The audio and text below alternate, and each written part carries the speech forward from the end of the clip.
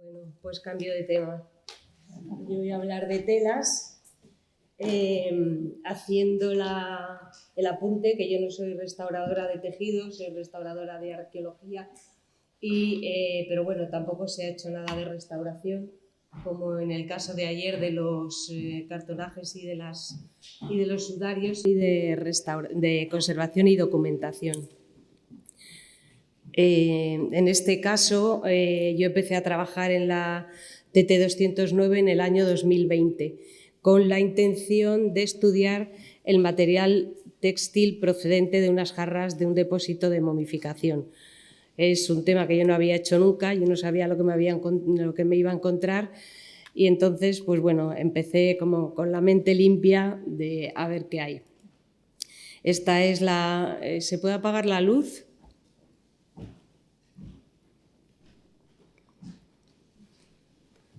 Esta es el frente de la tumba. Entonces, en el año 2013-2014 apareció en esta zona un depósito de momificación que constaba de 6 jarras. De las 6 jarras, solo de 5 se pudo recuperar el material textil, y son unas jarras que estudió Zulema Barahona y están fechadas en las dinastías 25-26. Estas jarras aparecieron todas fragmentadas, algunas, como en este caso, fragmentadas pero con todos los fragmentos muy próximos entre sí y con el contenido de telas que se veía muy bien en el interior.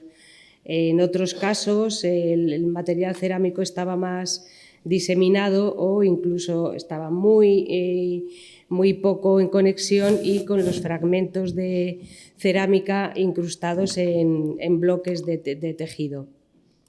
Cuando se excavó esto en el 2013-2014, yo no estaba allí todavía, entonces los arqueólogos que excavaron fueron juntando el material textil que iba saliendo en diferentes cajas, separándolo por su relación con las diferentes jarras. Este material lo encontrábamos así, a veces un poco suelto y otras veces formando bloques que estaban bastante pegados entre sí por los restos de resinas que contenían. Como se ve aquí, un bloque con un montón de telas e incluso con los saquitos de natrón, todo ahí formando un solo bloque. Aquí se ve muy bien los restos de resina que impregnan las telas rotas, trozos de flecos, pero esto estaba todo muy duro. En algunas zonas se veían restos también de una tierra, de arenilla, que podía ser luego posiblemente el natrón, y yo me puse a intentar documentarme un poco de en qué consistían los depósitos de momificación, sobre todo lo que se metía dentro de las jarras. En los textos clásicos no hay mucha documentación sobre eso, se habla de los días que tenía que durar una momificación, las resinas que se utilizaban, los aceites, la funcionalidad que tenía cada aceite, pero realmente hablar de qué se metía en las jarras yo no he encontrado nada. Y respecto a cuando se estudian desde el punto de vista arqueológico, pues de un depósito de momificación te hablan de dónde se ha encontrado, qué tipo de cerámicas eran. Si se han vaciado se pueden enumerar los contenidos, restos a veces se encuentran también trozos de guirnaldas, de cestería, y se habla de los linos que tienen las momias, pero del contenido de las jarras yo no he encontrado nada, con lo cual me puse a ver qué me encontraba. Estas bolas, estos bloques de lino estaban, como digo, bastante apelmazados, y intenté ver si con una cámara de humedad muy básica esto se hidrataba y se podían ir separando el contenido, ¿no? Durante 3 días que estuvo esto en una cámara de humedad, que era una caja de plástico como un tupper grande, y con la pieza en una cama de plástico para que le llegara la humedad, pero no reaccionó nada. Y como el tiempo de estancia en el yacimiento bien sabemos que es corto, pues opté por otra opción. Hice algunas pruebas y la mejor manera de reblandecer un poco las resinas fue una mezcla de agua y alcohol al 50% que reblandecía el material que contenía estas bolas. Al ir moviéndolo se iban obteniendo unas tiras con un aspecto, unas más sucias, otras más limpias, y las fui metiendo entre papel secante con unos pesos planos, y poco a poco se fueron recuperando las formas de las telas y se podía ver un poco el contenido o en qué consistía la suciedad que tenían. Este es parte de esta bola que hemos visto, y en una misma bola hay telas que están muy sucias, telas más limpias, pero de esta primera obtención de las telas a lo que luego se puede obtener, pues se puede ir empezando a documentar este depósito.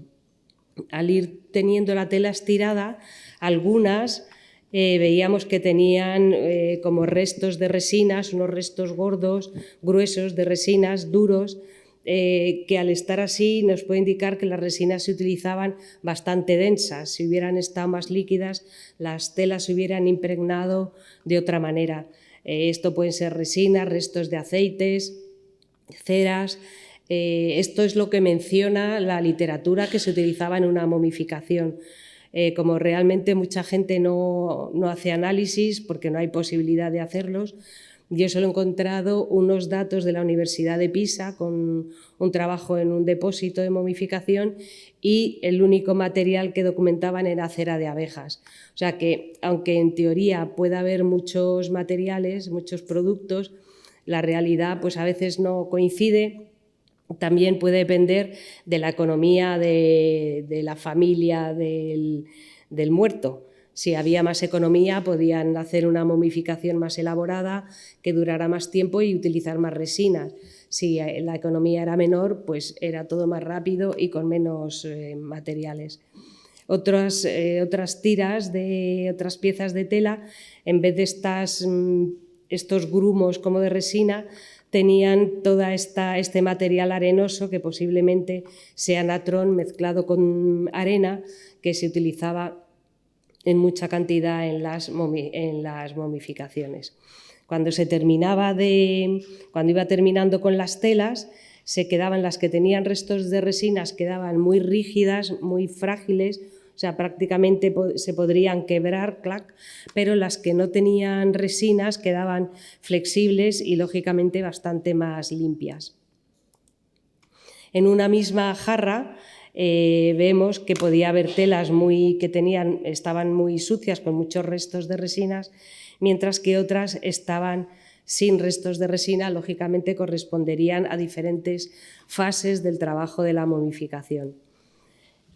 Lo que encontramos en todas las jarras, en diferentes cantidades, hay piezas de este tipo, vendas, que suelen tener una anchura de 7-10 centímetros y una longitud variada, porque además seguramente no tenemos la longitud original, se pueden haber roto en el proceso de los trabajos de momificación o en el nuestro, en el momento de sacarlos de esos conjuntos tan apelotonados.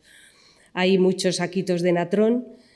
Todo esto aparece en todas las jarras en menor o mayor cantidad.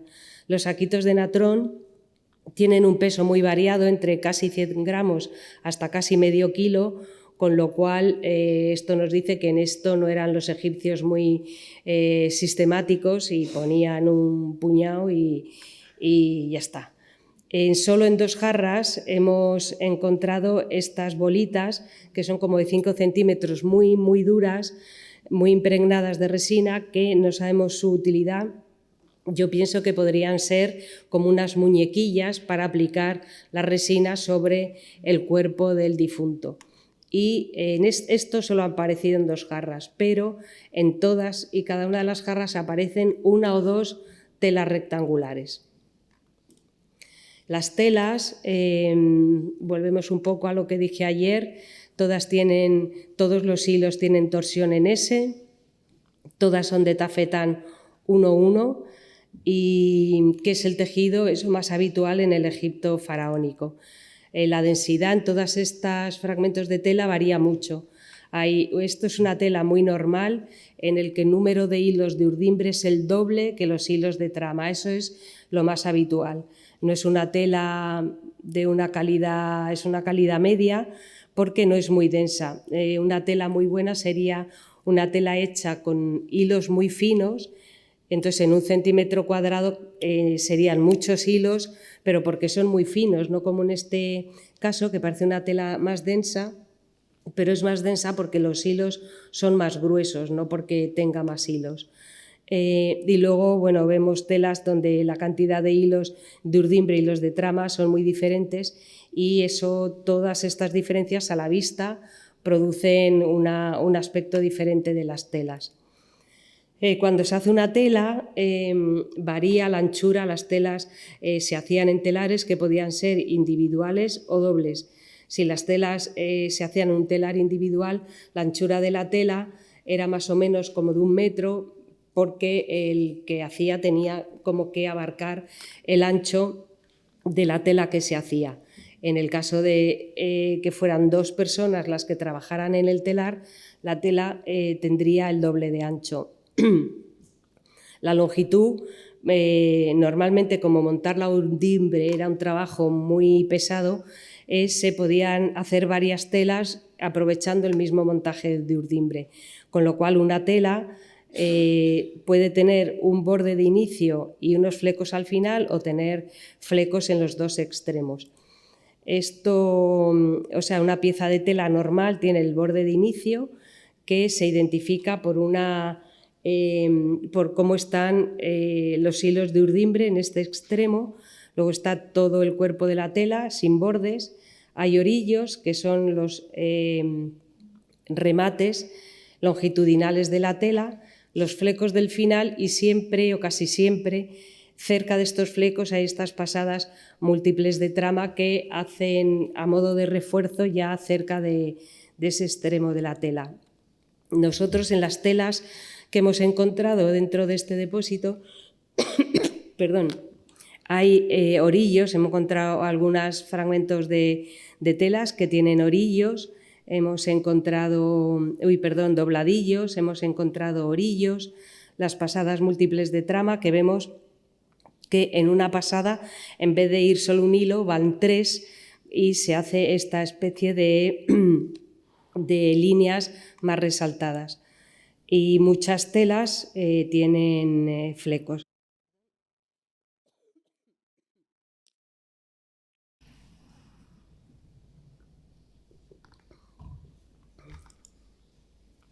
Solo una tela hemos encontrado estos refuerzos, que es en las zonas... ¡Ay, por Dios!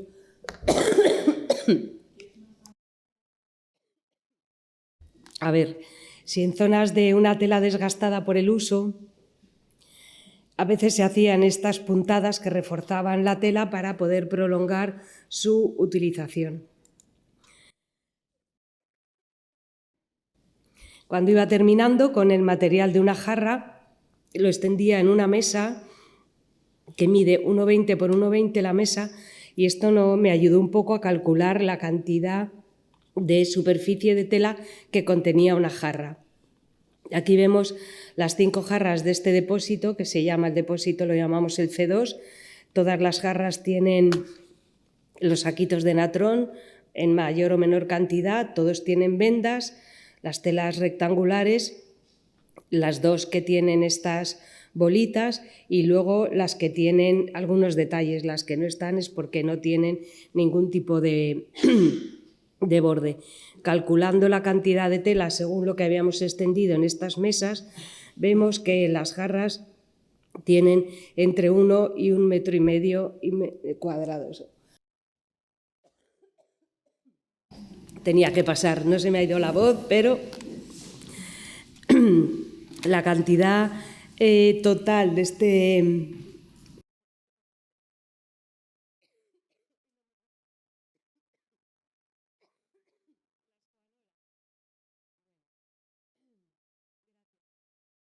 vemos que las telas, el número de metros cuadrados total de las 5 jarras sería aproximadamente de 6 metros cuadrados. Una túnica o una toalla podemos ver que pueden tener esta cantidad de metros cuadrados, pero viendo los remates que tienen las piezas, no podrían pertenecer a una sola pieza porque no hay suficientes bordes, no hay suficientes bordes para que pudieran formar o una túnica o una toalla. Es decir, que son trozos sueltos de tela que seguramente proporcionaría la familia del difunto a los momificadores. Fuimos poniendo, estos son cada jarra puesta en esta mesa, y vemos que cada jarra contiene telas con muchos restos de resina, telas limpias, los saquitos de natrón. Está la jarra 2, que tiene los mismos objetos. Las telas rectangulares en este caso son de mayor tamaño. La jarra 3, que también tiene las telas con resina, sin resina, las telas rectangulares. La jarra 4, todas en las 4 jarras. Nos pasaba lo mismo, menos en la jarra 5, que solo tenía telas limpias, pero es un depósito menos completo. Seguramente no se pudo recuperar todo el material de esta jarra. Con todo esto, pues yo me empecé a hacer preguntas sobre si cada jarra correspondería a un difunto o las 5 o 6 formarían un único depósito de momificación. Una sola jarra me parecía muy poco para un individuo, pensando que hay depósitos que pueden tener 52 jarras, 20, 30, y entonces pienso que todas podrían corresponder a un único individuo. ¿Podrían corresponder las 5 jarras a diferentes partes del cuerpo, puesto que todas tienen una secuencia de material igual? Porque podría ser que todas tuvieran saquitos de natrón, todas tuvieran telas rectangulares, pero no, todas tienen una secuencia que parece corresponder a diferentes fases de la momificación. Pensar si se puede saber cuántas personas trabajarían, si cada momificador tendría su jarra para guardar su material, o si se puede deducir un orden de trabajo según cómo estaba metido el material. Lógicamente, lo que está en el fondo de la jarra es lo que primero se mete, y lo que está más en superficie, lo último que se introduce. También yo me pregunto por qué, para hacer un trabajo que es realmente sucio, ¿por qué se toman el cuidado de rasgar telas en forma cuadrada, rectangular o tiras de vendas cuando podrían haber utilizado las telas de una manera menos cuidada? También me pregunto la funcionalidad que tendrían las telas rectangulares.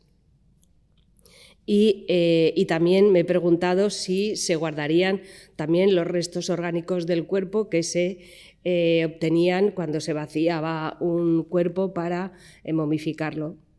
Nosotros estas cajas que yo me encontré cuando empecé a trabajar, cuando se abrían desprendían un buen olor, un olor supongo que correspondiente a las resinas, supongo que si no hemos encontrado nada que podría corresponder a restos orgánicos. Lo que se hiciera con ellos, pues no lo sé. Cuando yo me planteo todas estas preguntas, en la campaña del 2022, cuando creo que estoy acabando, aparece otro depósito de momificación. En esta zona próxima a la tumba, este depósito está formado por 5 jarras. En este caso están todas completas y todas menos una tienen tapón. Este es el depósito, estas son las jarras y una de ellas tenía fragmentada la parte de arriba. Claro, nos dimos cuenta que el desastre, que era que el otro conjunto estuvieran todas las jarras fragmentadas, por otra parte había sido bueno porque no teníamos que sacar el contenido por unas bocas de unas jarras tan pequeñas que no sabemos cómo lo vamos a poder hacer. Empezamos a trabajar con la jarra 3, que era la que tenía la boca fragmentada, y desmontamos todos los fragmentos, este era el resto del tapón, y fuimos sacando el material por orden y lo fuimos numerando. En este caso, lo que estaba más arriba, es decir, lo último que se introdujo en las jarras, eran las bolsitas de natrón. Esto es lo primero que se sacó. En medio estaba una gran bola de telas y luego había otra vez saquitos de natrón. En este caso, el número de saquitos de natrón era mucho mayor que en el otro conjunto de jarras. En este caso había 21 saquitos solo en una jarra, 20 vendas, y también tenía las 2 telas rectangulares, con lo cual ya empiezo a pensar que tienen que corresponder a algo concreto que todavía no sabemos. Los saquitos de natrón a veces se encuentran con el natrón dentro, que está duro y solidificado, formando una bola. A veces no está duro, está suelto, y esto puede corresponder a que cuando está el natrón duro se ha utilizado para absorber parte de los líquidos o de la humedad que pudiera tener el cuerpo, y estas, las que tienen el natrón suelto, o no se han llegado porque se utilizaban para luego rellenar partes del cuerpo y que recuperara un poco su forma. Pero claro, estas debe ser que no se han llegado a utilizar. A veces el natrón ha acabado por romper la malla de la tela, o a veces están rotas y queda la bola de natrón en el interior. En esta jarra 3 del segundo depósito aparecen también las telas, unas más limpias, otras con mucha resina. Y este es el conjunto de esta jarra 3, donde se ve con un solo vistazo las telas limpias, las sucias, los saquitos de natrón y las telas rectangulares. Empezamos a trabajar con la jarra 5, que aunque estaba completa, era la que no tenía tapón, y entonces todo el material que tenía dentro estaba mucho más seco, más compacto, y de alguna manera lo pudimos ir sacando. Y bueno, no los he dicho, estas jarras están también fechadas en la dinastía 25 y 26. Las vendas que salían eran del mismo tipo, unas con más restos de resinas que otras. En este caso vimos que muchas telas, esta está todavía sin acabar de estudiar, que son del mismo tipo, tienen el mismo tipo de flecos, las líneas estas de pasadas múltiples de trama en la misma zona. Hay muchas telas con flecos, aunque utilizadas en diferentes momentos de la momificación. Estos son un grupo de las telas y los saquitos de natrón y las telas rectangulares. Cuando íbamos acabando con estas telas, las empaquetaba con papel tisú neutro, luego en plásticos que perforaba para, si quedaba algo de humedad, que no se quedara retenida dentro del plástico. Si las piezas eran más grandes, con un rollo de estos como de los de la piscina, lo forraba con tisú neutro y lo enrollaba ahí, y luego lo cerraba envuelto otra vez con el tisú y en bolsas de plástico. Luego cada conjunto de jarras se metía en una caja con su numeración y su identificación. Yo me he seguido preguntando cosas basándome... es que los depósitos de momificación se ha tardado mucho en reconocerse. O sea, hasta en el año 2005, que se excavó la KV63 en el Valle de los Reyes, que es esto, no se identificó como tal lo que era un depósito de momificación. Años antes se había excavado uno en la KV54, que luego resultó ser depósito de momificación de Tutankamón, pero se descubrió años antes que la propia tumba de Tutankamón. Con lo cual hay pocos estudios de estos depósitos de momificación. Si quiero sacar alguna conclusión, puedo decir como que las vendas limpias nunca aparecen mezcladas con las sucias. O sea, se han utilizado en momentos diferentes para hacer trabajos diferentes. Las telas sucias son las que suelen estar más apelotonadas y están como más en el centro de la jarra. Las bolsas de natrón suelen estar en la parte superior, como correspondiendo a una parte final de los trabajos. Esta foto, que es de la tumba de Visiripi, se ve también los saquitos de natrón en la parte superior. También, dado que los depósitos tienen cantidades muy diferentes de jarras, no tendrían por qué ser todos iguales. Podrían ser diferentes variando de la economía que tuviera el individuo. También habría que pensar, a veces pensamos que los egipcios lo hacían todo como de una manera ordenada o sistemática. Pudiera ser que estuvieran trabajando en la momificación, lo dejaran todo en el suelo y después lo metieran en las jarras sin ningún orden. Lo que pasa que sí que parece que hay un orden. Hay que terminar de estudiar este depósito, el segundo depósito, que me quedan 4 jarras, 3 y media, para ver si sigue habiendo estas notas comunes que hay en cada jarra. Quiero decir que es interesante estas jornadas porque a mí me interesa mucho saber si alguien ha estudiado esto y ver si encuentra también estas telas rectangulares, si es algo que solo aparece curiosamente en estas 2 jarras de la tumba 209 o es algo general. Y lo mismo me pasa ayer con el tema de los cáñamos. No sé si es habitual que todos los sudarios sean de cáñamo o no. Por eso estas jornadas son interesantes y poder estar un poco al día de lo que nos pasa a cada uno con nuestros trabajos. Y nada, he conseguido terminar. Muchas gracias.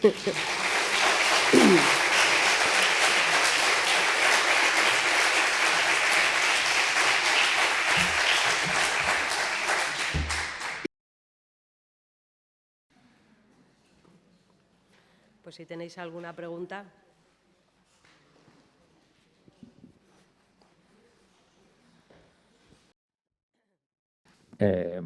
Muchas gracias por el trabajo y la información.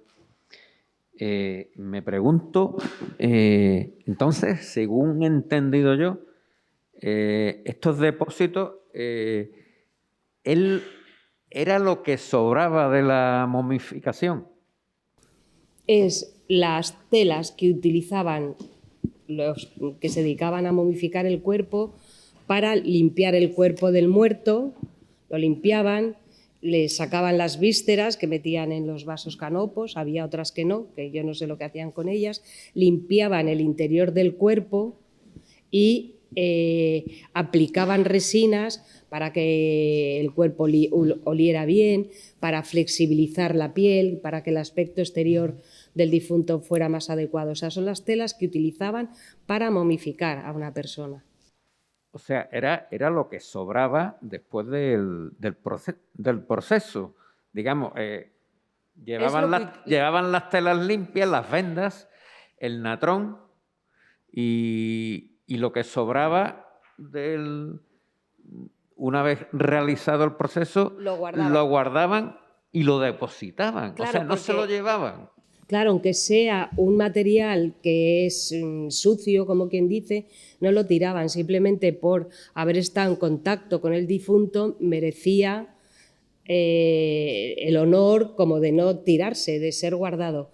Nunca se depositaba en la cámara funeraria, pero sí en las inmediaciones de donde había estado enterrado la persona a la que correspondía estos restos. Es decir, tenían un carácter sacro, semisacro. Sí, porque no dejaba de contener partes o restos del cuerpo. Muchas gracias. Estos egipcios. ¿Alguna pregunta más? Muchísimas gracias por esta clase tan estupenda.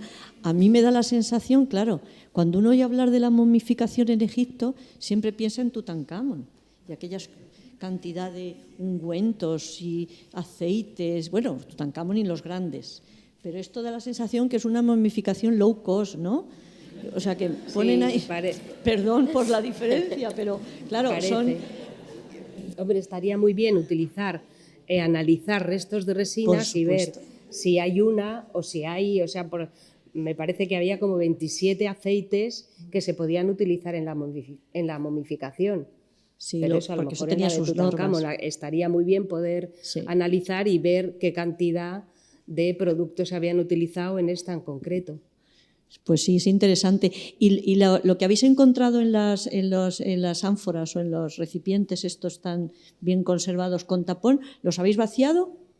Solo hemos vaciado el que estaba fragmentado en la parte de arriba y el otro que estaba todavía todo muy, muy seco y estaba como más pequeño todo, ¿no? Los otros no los hemos vaciado, todavía no sabemos, no les hemos quitado el tapón, no sabemos qué vamos a hacer. Porque a Ya. lo mejor quitas el tapón y tiene menos de lo que crees y lo puedes sacar, todavía no, No, no porque hemos pensado qué vamos es a hacer. interesante ver una ánfora que no ha sido destapado desde entonces. Sí, sí. Es que es muy... Sí, es una suerte. Es una suerte, Es una desde suerte. luego. Y luego, en estas telas, ayer como por ejemplo las que nos presentaste, sí que había inscripciones, no habéis encontrado ninguna, ni Nada, con estas no. pintura, restos No. de... nada. Claro, es que esto, una cosa es el depósito de momificación entero y otras son las jarras del depósito de momificación. Los restos. ¿Sabes? Pues esta que he puesto la foto, en el depósito de momificación había ataúdes, había cerámicas, había incluso un ataúd pequeñito de oro en el del Valle de los Reyes, pero esto es solo las jarras. Ya. Entonces las jarras a veces tienen restos de alguna guirnalda de fibras vegetales y tal, pero Hombre, es curioso creo recordar dónde se encontraron las jarras. Cerca, pero no dentro de donde está el difunto. Claro. Por lo cual quiere decir lo que tú dices, que esto hemos usado, esto hemos limpiado y lo dejamos fuera. Lo que pasa es que en esta tumba, en la TT209, han aparecido difuntos Ya. muchísimos.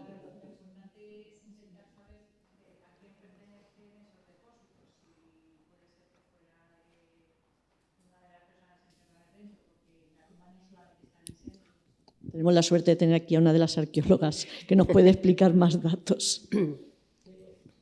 No, que decía que efectivamente, como dentro de la tumba tenemos no solamente Nisenro, sino tenemos bastantes más cuerpos, pues bueno, lo que se está viendo es poder identificar, si pudiéramos, que ojalá hubiera habido algún tipo de inscripción o algo en las telas, que de momento no, para identificar qué cuerpo podría corresponder con esos depósitos. Pero bueno, pues de momento estamos en ello.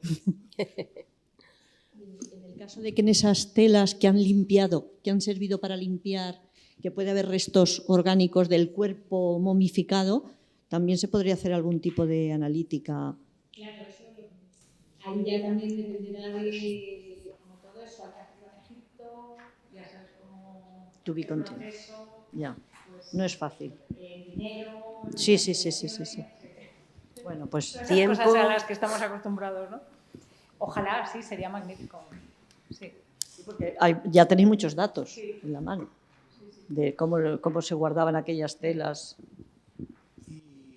Y referente al proceso de momificación y cómo están en estado de conservación estos restos de momias, ¿qué características tienen? Porque nosotros estamos en la dinastía 26 y nos encontramos muchas veces, pero tampoco no tantas veces, pero bueno, lo que hemos encontrado a veces son unos estados realmente de unas momificaciones muy quemadas, ¿no? Como con un proceso muy destructivo, ¿no?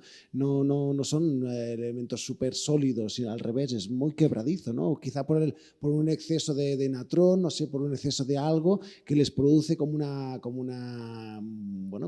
que le encuentres como si fuera absolutamente quemado, no lo sé. Digo por si tiene una posible similitud o está en un estado de conservación mejor. Lo que te puedo decir yo, que ahora te confirmará Fía, es, dado el estado de las riadas que os ha hablado Fernando, la tumba, la 209, tiene una humedad importantísima. Entonces, todos los esqueletos que hemos encontrado, los restos humanos, están en un área muy concreto y están bastante el hueso, o sea, realmente queda poco y están estudiándolos, nuestros antropólogos están en ello, pero bueno, era un estado bastante pobre en ese sentido. Luego hay un montón de información que sacar, ¿no? Pero sí que pues telas, pues prácticamente no quedan en esos cuerpos, prácticamente no hay tela. Es el esqueleto lo que queda. Claro, incluso sabemos que tenemos los ataúdes porque se intuyen, pero ni siquiera la madera, prácticamente está la impronta de la madera, o sea que daos cuenta la humedad que ha sufrido de todas estas tantos años con esta humedad, ¿no? Y con una riada tras otra. Entonces, bueno, pues... Begoña, ella, estudió un conjunto de euseptis que estaban todos colocaditos, pero no tenían caja. Era como, estaban como si hubieran estado en una caja, pero la caja no existía. Sí, nos encontramos así. O sea, todo el material, ¿no? O sea, es orgánico. Perfecto, porque además es que es la forma perfecta como estaban, pero no había caja. Pero claro, hablamos de la caja de euseptis, pero caja no hay, ¿no? Y así un poco en toda la tumba. Sabemos que ahí habría madera, sabemos que habría una cama, pero realmente pues lo que quedan son testigos muy cogidos, ¿no? En estos cuerpos prácticamente nada, No. Nada, están los huesos, o sea, no. Lo que pasa es que hay huesos con mucha información, eso sí, como sí, en cuestión de telas, pero claro, hemos tenido la suerte de que las vendas están fuera, bueno, pues. Claro, efectivamente, sí. Y además también nosotros tenemos también unas cerámicas un poco similares, ¿no? En el caso también. Lo que pasa es que sí que es verdad que no recuerdo, bueno, no sé si tenemos un pequeño resto de tejido, pero no en absoluto eso, ¿no? Claro, es que esto es una barbaridad. Es una barbaridad. Ya yo en otras jarras, por ejemplo en Yehuti, otra jarra, lo que salía era nada que pudieras trabajar con ello. Esto es un lujo. Sí, sobre todo que sí, no, cuando de repente empieza Pía a sacar y a ponerlo, a extenderse, a quitarme sitio a mí para extenderse ella y tal, y es que se te saltan las lágrimas, porque además es que eso, lo que dice el olor, es como huele, ¿no? Es una pasada, ¿no? Sí, la verdad es que es toda una experiencia. Una gran suerte y muy curioso.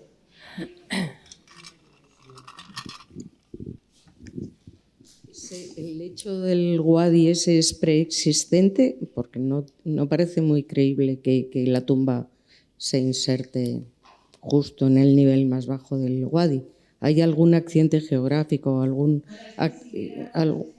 Sí.